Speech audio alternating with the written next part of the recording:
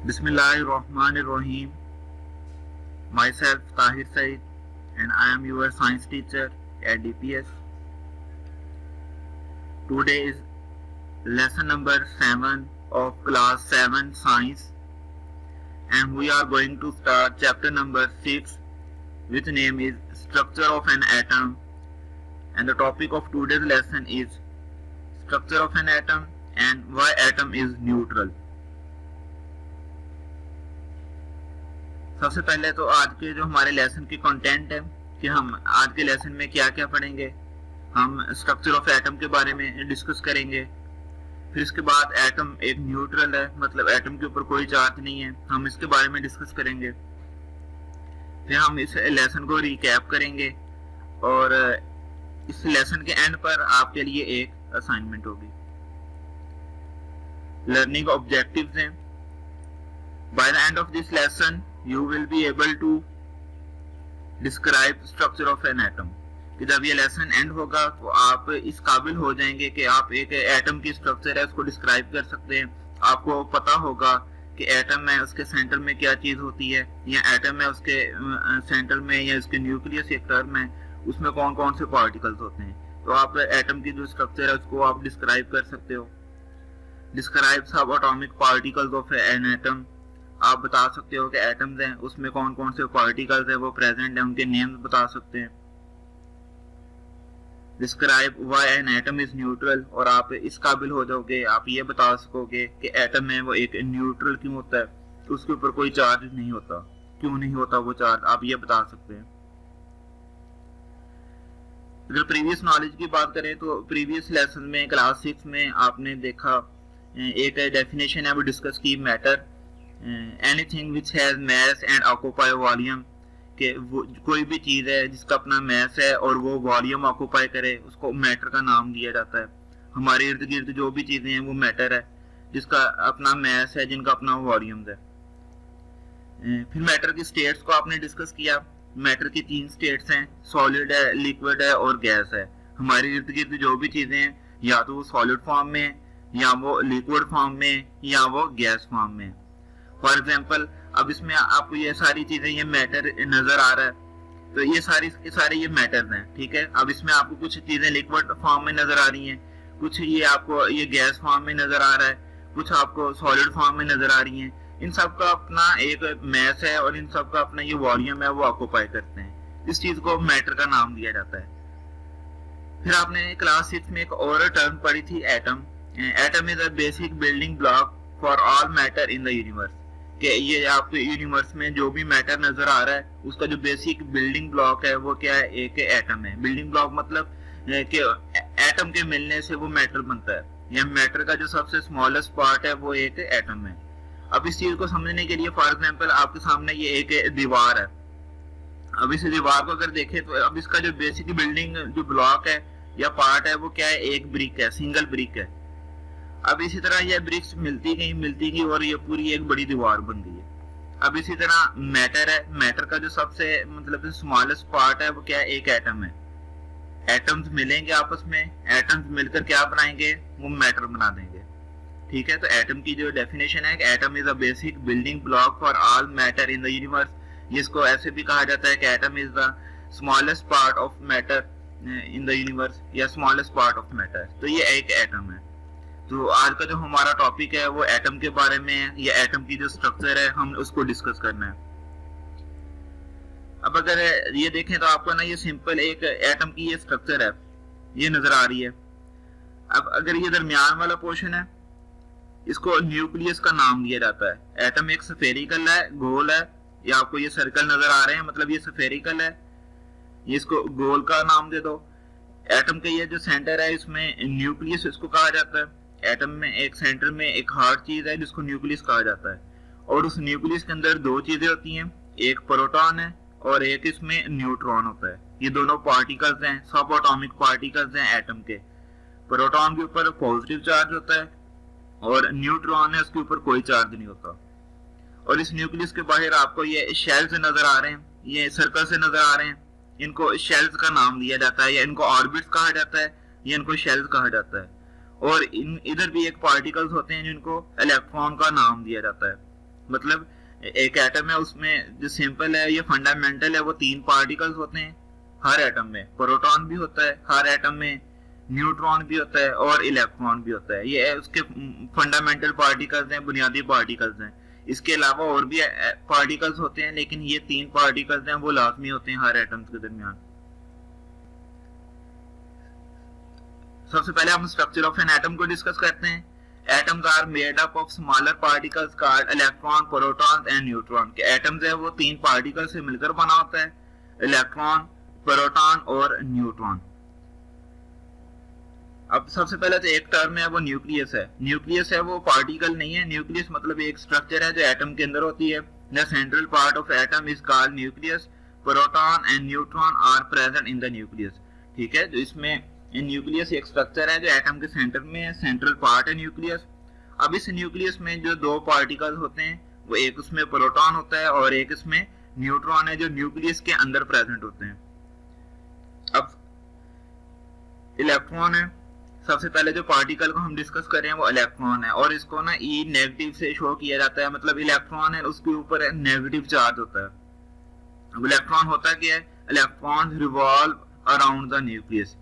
Electron है ना, ये शेल्स है, इनको कहा जाता है या इनको ऑर्बिट्स का नाम दिया जाता है।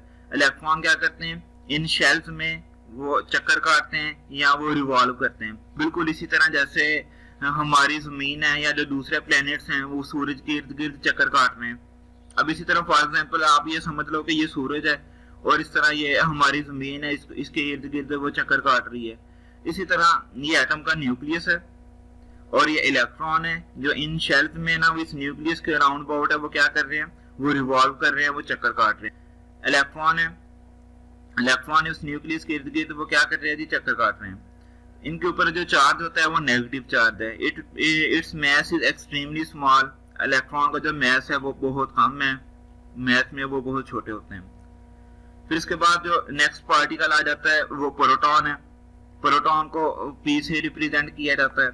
अब प्रोटॉन हैज पॉजिटिव चार्ज। कि इस न्यूक्लियस में 2 चीजें हैं, एक प्रोटॉन है और एक न्यूट्रॉन है। तो अभी हम ये प्रोटॉन को डिस्कस कर रहे हैं कि प्रोटॉन के ऊपर कौन सा चार्ज होता है, पॉजिटिव होता है। The number of proton in an atom is equal to number of electrons revolve around the nucleus। कि एक एटम है जो न्यूट्रल है, मतलब उसके ऊपर कोई चार्ज नहीं है, तो उसमें जितने प्रोटॉन होते हैं उसमें उतने ही इलेक्ट्रॉन होते हैं। It has mass 1837 time greater than that of electron. और जो प्रोटॉन का मैस है वो 1837 मतलब गुना ज्यादा होता है इलेक्ट्रॉन से, मतलब ये भारी होता है ज्यादा इलेक्ट्रॉन से।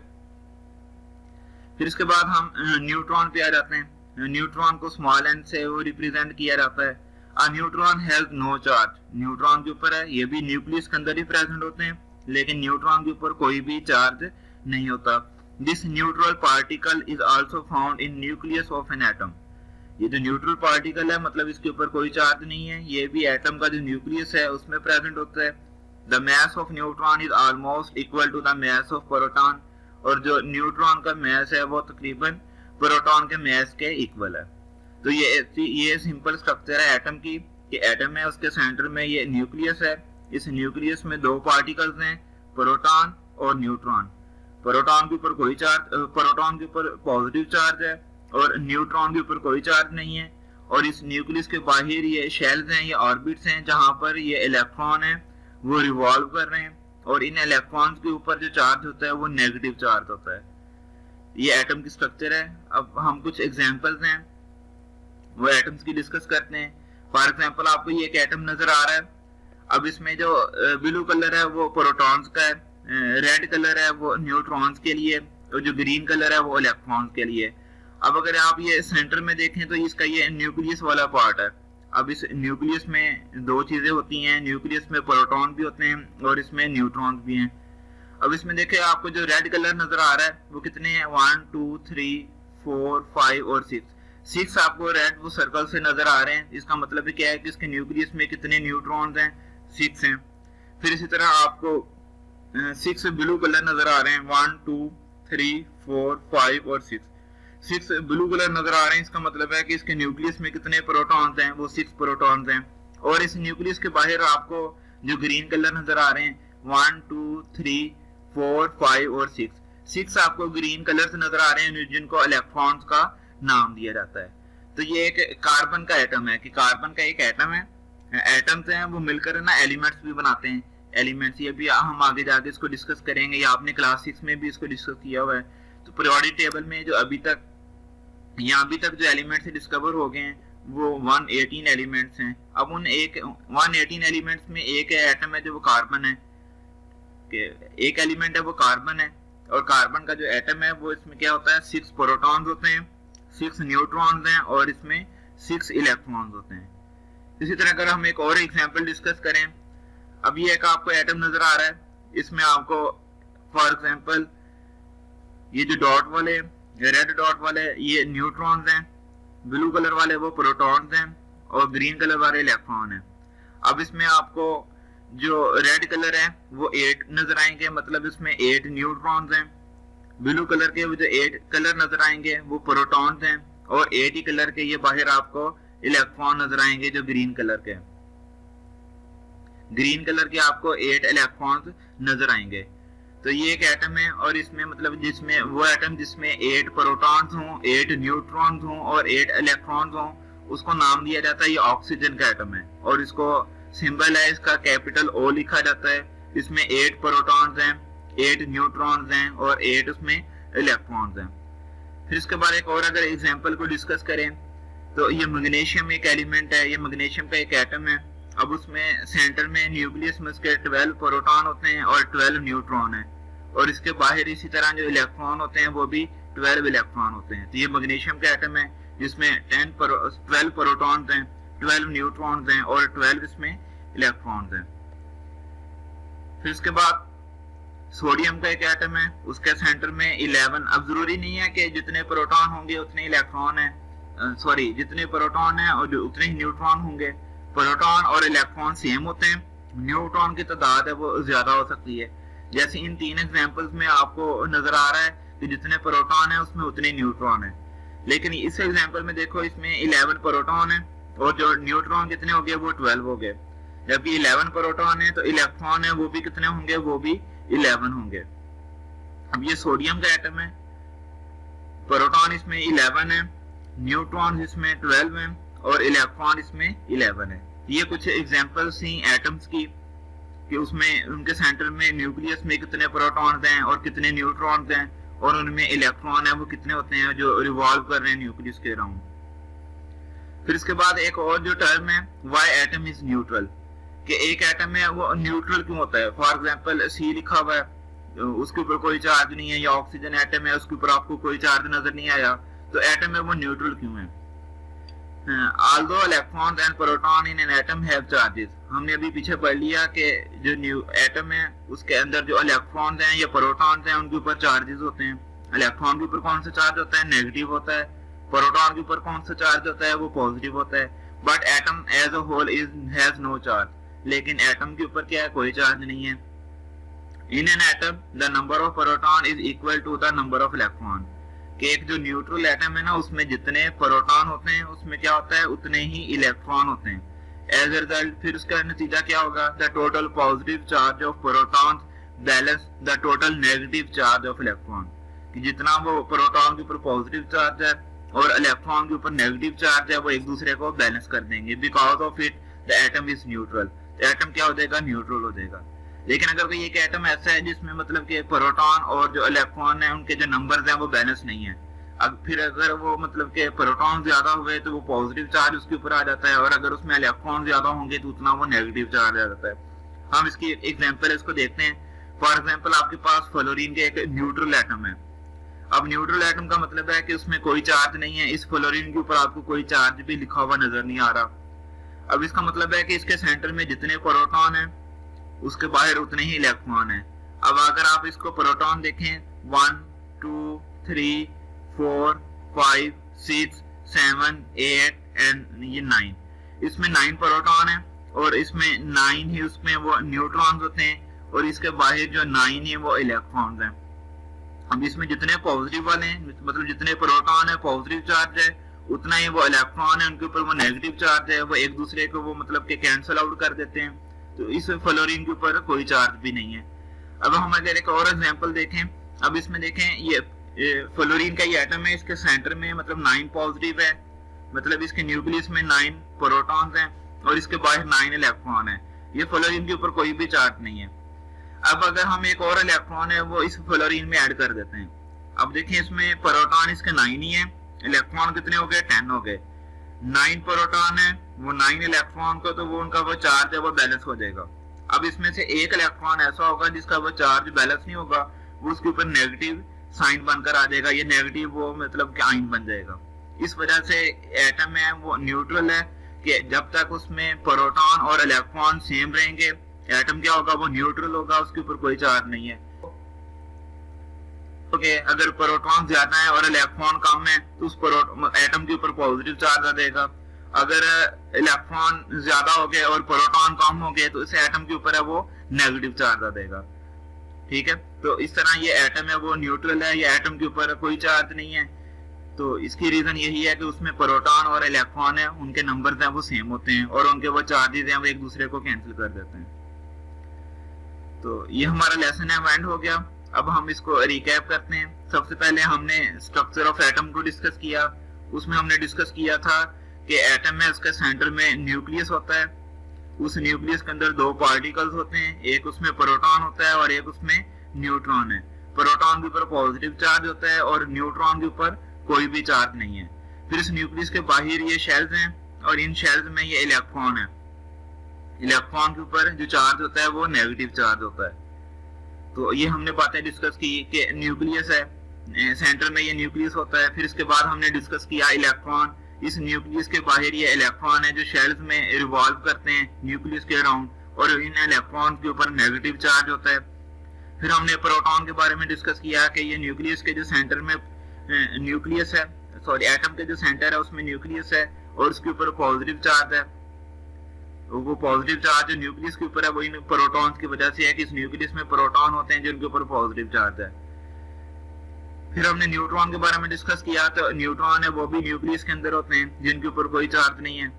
और लास्ट में हमने डिस्कस किया एटम इज न्यूट्रल, कि एटम है वो न्यूट्रल है, एटम के ऊपर कोई चार्ज नहीं है जब तक उसमें प्रोटॉन और इलेक्ट्रॉन के नंबर सेम है।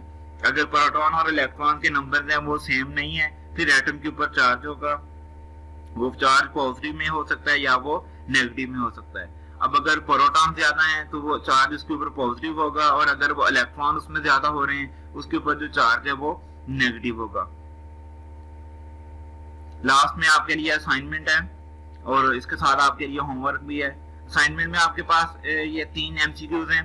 जब ये आपने लेसन सुन लिया तो आपने अपने टीचर्स को आपने इनके जो आंसर है वो सेंड करने हैं। फर्स्ट MCQ है इसमें the atomic particle with no charge, कि एटम के अंदर कौन सा पार्टिकल है जिसके ऊपर कोई भी चार्ज नहीं होता, वो प्रोटॉन है या वो इलेक्ट्रॉन है या वो न्यूट्रॉन है या इनमें से कोई भी नहीं है। सेकंड MCQ है smallest particle of an element which may or may not have independent existence, कि एलिमेंट का जो सबसे स्मॉलेस्ट पार्ट, आप इसको मैटर का कह लो कि मैटर का जो सबसे स्मॉलेस्ट पार्ट है जो इंडिपेंडेंट एग्जिस्ट कर भी सकता है और नहीं भी कर सकता, उसको एक मॉलिक्यूल का नाम दिया जाता है या एटम का नाम दिया जाता है या उसको आयन कहा जाता है या उसको इलेक्ट्रॉन कहा जाता है। तो ये आपने बताना है, हमने लेसन में डिस्कस भी किया है, तो आपने इसका आंसर है वो बताना है। फिर इसके बाद थर्ड MCQ है an atom has no overall charge if it contain equal number of, कि एटम है उसके ऊपर कोई भी चार्ज नहीं होगा अगर उसमें नंबर सेम है इलेक्ट्रॉन न्यूट्रॉन के, इलेक्ट्रॉन प्रोटॉन्स के, प्रोटॉन न्यूट्रॉन्स के या पॉजिट्रॉन एंड न्यूट्रॉन्स के। ये आपके लिए असाइनमेंट थी 3 MCQs। फिर इसके बाद आपके लिए होमवर्क है जो उसमें आपके पास 3 शॉर्ट क्वेश्चन हैं। फर्स्ट शॉर्ट क्वेश्चन है why the electrical charge on an atom is zero और न्यूट्रल, कि एटम है उसके ऊपर जो चार्ज है वो जीरो क्यों होता है या एटम है वो न्यूट्रल क्यों है, आपने इसकी रीजन बतानी है कि वो क्यों न्यूट्रल है। सेकंड शॉर्ट क्वेश्चन है what does give the positive charge to the nucleus of an atom, कि जो एटम का जो न्यूक्लियस है उसके ऊपर पॉजिटिव चार्ज होता है, तो उस न्यूक्लियस के ऊपर पॉजिटिव चार्ज है वो किस वजह से होता है, न्यूक्लियस के अंदर ऐसा कौन सा पार्टिकल होता है जिसकी वजह से न्यूक्लियस के ऊपर पॉजिटिव चार्ज होगा। और थर्ड शॉर्ट क्वेश्चन है list the names charges and locations of 3 kinds of particles that make up an atom, आपने मतलब लिस्ट बनानी है कि एक एटम है उसके अंदर कौन कौन से पार्टिकल्स होते हैं उनके ऊपर चार्जेस कौन से हैं, उनके पार्टिकल्स के नेम्स कौन से हैं, और वो पार्टिकल है वो एटम के किस जगह पर वो लोकेट करते हैं, मतलब वो न्यूक्लियस में है या न्यूक्लियस के बाहर है।